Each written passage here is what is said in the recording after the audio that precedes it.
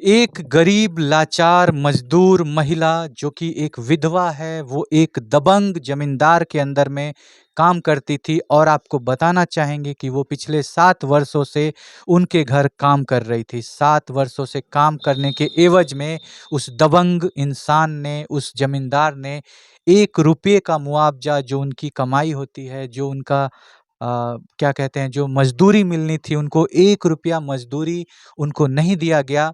जब पैसे की माँग की गई महिला के द्वारा, तो भी उनको डराया-धमकाया गया कि तुम हमसे पैसे लोगी, तुम्हारा इतना औकात हो गया है, तुम दलित परिवार से बिलॉन्ग करती हो, तुमको सिर्फ़ हमेशा हमारे पैरों पे गिर के रहना चाहिए, तुम्हारा काम है हमारे घर में काम करना, और उनको धक्के मार के निकाला जाता था। ये लाचार, मजबूर, इतनी गरीब हैं ये लोग कि बस खाना के लिए उनके घर जाकर के कार्य करती थी, हमेशा पैसे का माँग करती थी। जब बहुत दिनों तक लगातार ऐसा माँग करने के बाद भी उसको जब पैसे नहीं मिले, तब जाकर के इन्होंने पंचायत बैठाया। पंचायत के सामने इस महिला को इनका पूरा मुआवज़ा दे दिया गया।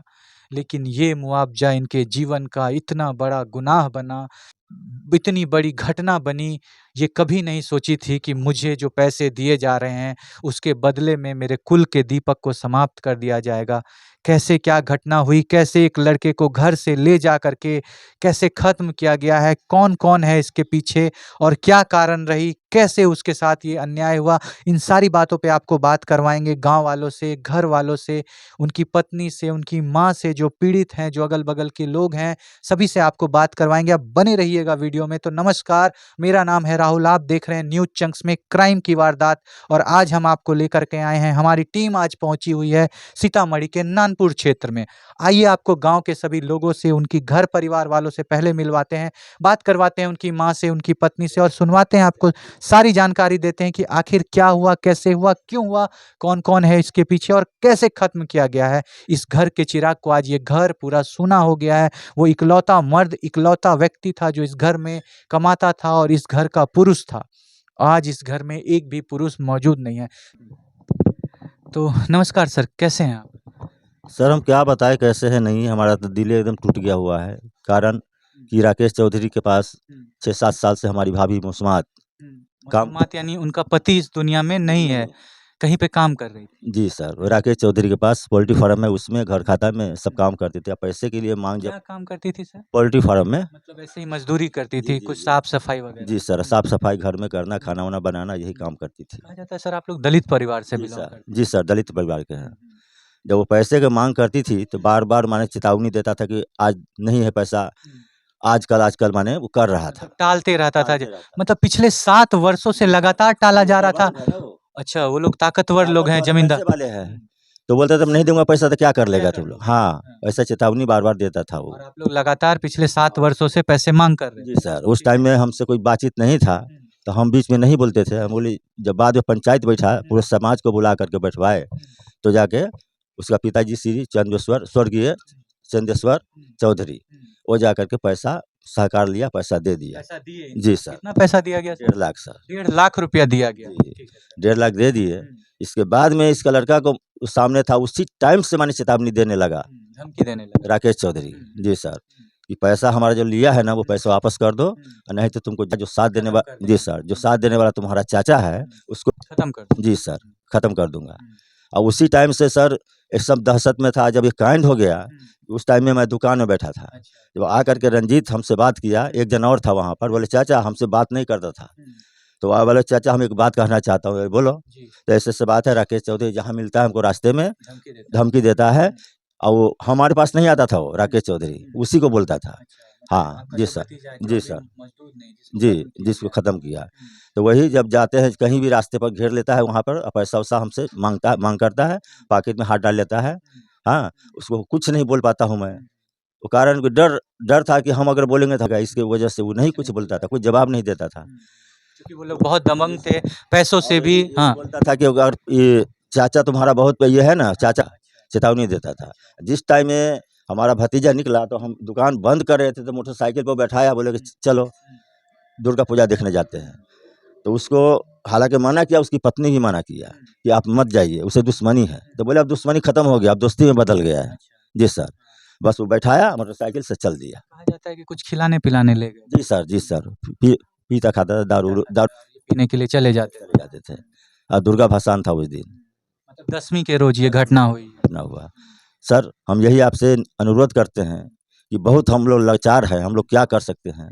वो दबंग पार्टी है, पैसे वाला है, गांव में जितना पैसा उसी का सुनता है, हम लोग का कुछ नहीं सुनता है। अच्छा, पुलिस प्रशासन क्या कर रही है सर? उसके द्वारा आपको क्या मदद किया हम लोग गए एफआई करने गए, तो बस एफआई करके बोले कि ये करूँगा वो करूँगा, आप लोग जाइए वहाँ से। अभी तक कुछ सुनवाई नहीं हुआ सर। एक भी बार पुलिस वाले लोग नहीं आए बस ये पहला प्रथम रात में खाली वो घटना जो हुआ ना, लिखने के लिए माने लेके गए बड़ा बाबू जी, बड़ा बाबू नानपुर थाना से अपना ये लिखवाए और चल दिए। उसके बाद से कभी जानकारी लेने के लिए नहीं आए। कुछ नहीं सर। आप देख सकते हैं कि एक लाचार गरीब मजदूर अपने हक का पैसा मांगने के लिए पंचायत बैठाता है।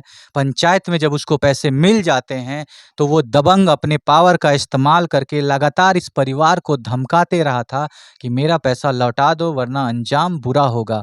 और आखिरकार उस गरीब मजदूर को एक दिन खिलाने पिलाने के बहाने घर से उठा करके ले जा करके, चूंकि ये लोग पैसे नहीं दे रहे थे, क्योंकि बहुत मुश्किल से इन लोगों को पैसा हासिल हुआ था, 7 साल में 1.5 लाख रुपया। आप सोचिए, अगर हर महीने का 1,000 ही अगर सैलरी हो इनका, तो वो हो जाता है 84,000 रुपया। और 1.5 लाख मिला मतलब करीब करीब 2,000 रुपया इनको मजदूरी दी गई पर मंथ के हिसाब से। और वो पैसे को भी वापस लेने के लिए लगातार डराया धमकाया गया। और बात यहीं पे ख़त्म नहीं होती है, सिर्फ डराया धमकाया नहीं जाता है, आज उनका खात्मा कर दिया गया है। वो छोड़ गए हैं अपने पीछे तड़पती हुई एक माँ, तड़पती हुई रोती हुई एक विधवा और महज 4 साल का बेटा। अभी इस बेटे को याद भी नहीं है कि हमारे पिता की तस्वीर कैसी है, हमारे पिता कैसे होंगे। आप सोचिए इनके साथ जो अन्याय हुआ है, आज जो ये इनकी जो विधवा है वो महज 26 साल की है, 25 साल की है, इस उम्र में वो विधवा हो गई हैं। उनके साथ एक छोटा-सा लड़का है, कैसे ये अपना पूरा जीवन काटेगी?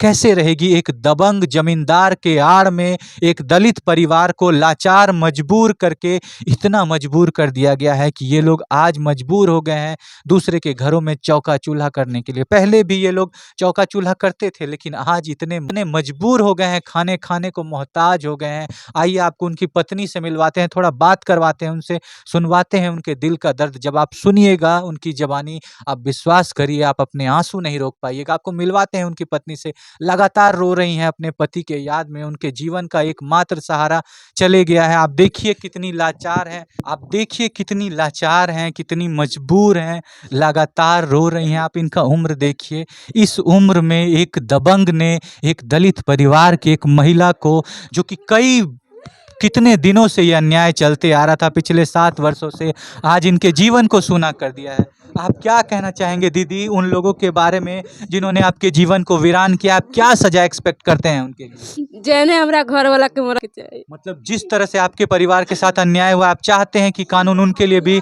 सजा, आपको भी न्याय चाहिए सर? पैसा उसा हमरा कुछ नहीं चाहिए, जेने हमरा के चाहिए। जिस तरह खात्मा जेने हमरा घर वाला के घर से बुला के ले मोटरसाइकिल पे बैठा के। क्या हुआ था दीदी उस दिन क्या कुछ ना भेले, कुछ ना। कैसे उनको कैसे बुलाया गया, क्या हुआ था दिन घटना? में पिया दिलके, पिया के हाँ। आ फेन कहलके कि रात में आइए, तो रात में ना गेले, तो गेट पर से केवाड़ी ठकठकलके, तो मोटरसाइकिल पे बैठा के ले गेले शाम के समय में? हाँ। तो एक बार नाच देखे गेले रात में 12 बजे, तो हमको चली अल रात में 12 बजे, हाँ। तो हम कहली कि इस तरह की हाँ। बात होगी, कहीं देख रहे होंगे हम कहली कि चलिए अतै फेन, तो ओकरा मोटरसाइकिल पर ना गेले, अकेले गेले, तो अकेले देख के चली अल। फिर उ राकेशवा चौधरी उ बुला के ले गेले, उन्हीं जाके कैसे क्या किया गया? गर्दन दबा दिया गया आपके पति को? गमछा से गर्दन दबा देलके। हाँ। इसमें अच्छा, आपको आपके पति ने कभी बताया था कि उनको धमकी उमकी मिलता है, धमकाया जाता है, पैसा उसा मांगा जाता है, ये कभी बोला जाता था आपको? घर में बताते थे आपके पति ऐसे कि हमको धमका करके पैसे का डिमांड किया जाता है? हमरा ना कुछ मालूम। आपको इस सब चीज के बारे में कोई जानकारी नहीं? आप क्या कानून से मांग करते हैं, आप बताइए, आप क्या चाहते हैं पुलिस वाले क्या कार्रवाई करें, आप बताइए? हमरा कुछ ना चाहिए, जे पैसा दौलत, हमरा जमीन जत्ता, हमरा कुछ ना चाहिए। आपको बोल रहा है क्या कि हम कुछ पैसे देते हैं, केस को मैनेज कर लो, ये बोला जा रहा है? बोलता है, हाँ। बोले है कि बोलू मरली पैसा देवे तो जमीन देवे, जमीन हमरा कुछ ना चाहिए, जमीन पैसा कुछ ना चाहिए, जेने हमरा घर वाला के मर चाहिए। आप सोचिए, एक दलित परिवार के लड़के को खत्म कर दिया जाता है। उसके बाद चूंकि वो लोग पैसे वाले हैं, दबंग हैं, जमींदार हैं, अपने पैसे का रौब दिखाया जाता है। कहा जाता है कि तुमको पैसे दे देंगे, तुमको ज़मीन दे देंगे, केस से सारा चीज़ वापस ले लो, हम लोगों का नाम वापस ले लो। आप सोचिए कैसा है ज़मींदार, कैसा ये ज़मींदारी प्रथा है, कैसे लोगों को आज भी दलित परिवार के लोगों के साथ इतना अन्याय हो रहा है, इतना अत्याचार हो रहा है। आज भी समाज में ये लोग कितने दुखी हैं। आप सोचिए, अपने पैसे के दम पे इन लोगों का मुंह बंद करने का कोशिश किया गया है। और आपको बताना चाहेंगे कि पैसे ही दिया गया था और खात्मा कर दिया गया, अब फिर पैसा देंगे, फिर किसी और को ख़त्म किया जाएगा। आप देखिए, इस परिवार में ये एक 26 वर्ष की विधवा है, एक 50 वर्ष की माँ है, एक छोटा सा लड़का है और इस घर में कोई पुरुष मौजूद नहीं है। आप सोचिए, इस घर की हालत सोचिए, एक परिवार को सूना कर दिया जाता है। खामोश है प्रशासन, कुछ नहीं कर रही है, कुछ संज्ञान नहीं ले रही है, कभी किसी के बारे में पूछने नहीं आ रही है। क्यों? क्योंकि ये लोग गरीब हैं और वो लोग पैसा वाले हैं। आपको हम छोड़ जाते हैं इन सवालों के साथ। कमाए वाला एके गो जी? नहीं रहलक कमाए क्या बोल रहे हैं? हमरा कोई न कमाए वाला हवे, एके गो घरे वाला रहलक, कोई न रहलक। देखिए, इस घर में कोई कमाने वाला नहीं है, वो इकलौता शख्स था जिससे इस घर में खाना पीना का खर्चा आता था। अब सोचिए, इन लोग किस किस हद तक मजबूर हैं और चूल्हा चौका बर्तन करने के लिए ये औरत मजबूर है, इसके घर वाले मजबूर है। छोड़ जाते हैं आपको इन सवालों के साथ कि आज भी जो दलित परिवार के साथ अन्याय हो रहा है, अत्याचार हो रहा है, जो आज भी जमींदार लोग इन लोगों के साथ अत्याचार करते हैं, आप क्या सोचते हैं उनके बारे में?